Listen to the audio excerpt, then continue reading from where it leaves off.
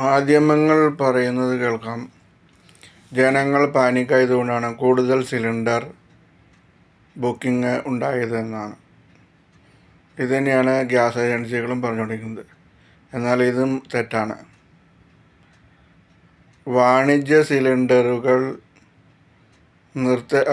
കൊടുക്കുന്നത് നിർത്തലാക്കിയതാണ് ഗാർഹിക cylinder booking കൂടാൻ കാരണം. അതിന് പ്രധാന കാരണം ഹോട്ടലുകളെയും അതുപോലെ മോട്ടലുകളെയും ആശ്രയിച്ച് കഴിയുന്ന ഒത്തിരി ജോലിക്കാരും വിദ്യാർത്ഥികളും പല നഗരങ്ങളിലും കഴിയുന്നുണ്ട്. അപ്പോൾ അവർ ഈ ഹോട്ടലുകളിലെല്ലാം മെസ്സ് ചേർന്നിരിക്കുകയാണ്.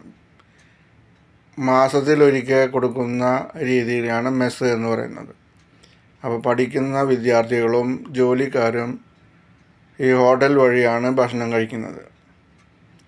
അപ്പോൾ ഈ വാണിജ്യ സിലിണ്ടർ കൊടുക്കാതായതോടുകൂടി ഇവരുടെ എല്ലാം പഠനവും എല്ലാം ജോലിക്കാരുടെ മിക്കവാറും ഓൺലൈനായി. എന്ന് വെച്ചാൽ ഇപ്പോൾ കൊച്ചിയിലൊക്കെ ജോലിക്ക് നിൽക്കുന്ന ഒത്തിരി ആളുകളുണ്ട്. ഇവരെ ഭക്ഷണം കിട്ടാണ്ട് വന്നതോടുകൂടി ഇവരെല്ലാം വീടുകളിൽ വന്ന് നിൽക്കാൻ തുടങ്ങി, സ്വന്തം വീടുകളിൽ വന്ന് നിൽക്കാൻ തുടങ്ങി.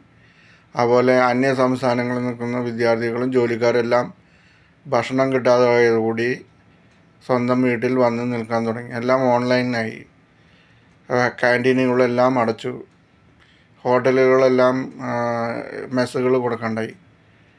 അപ്പോൾ ഭക്ഷണം കിട്ടാണ്ട് വന്നതോടുകൂടി എല്ലാവരും വീടുകളിൽ വന്ന് നിൽക്കാൻ തുടങ്ങി. അപ്പോൾ വീടുകളിൽ മുമ്പ് 1-2 പേരുണ്ടായിരുന്നത് എല്ലാ ജോലിക്കാരും വിദ്യാർത്ഥികളും വന്ന് നോക്കുമ്പോൾ ആളുകളുടെ എണ്ണം കൂടി. ഈ എണ്ണം കൂടിയതോടുകൂടിയിട്ട് ഗ്യാസിൻ്റെ ഉപയോഗം കൂടി.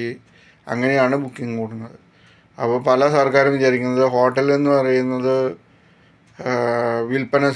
വിൽക്കാനുള്ളത്. അങ്ങനെയല്ല. ഈ ജോലിക്കാരും വിദ്യാർത്ഥികളും കഴിഞ്ഞു പോകുന്ന ഒരു സമ്പ്രദായമാണ് ഹോട്ടൽ വ്യവസായം.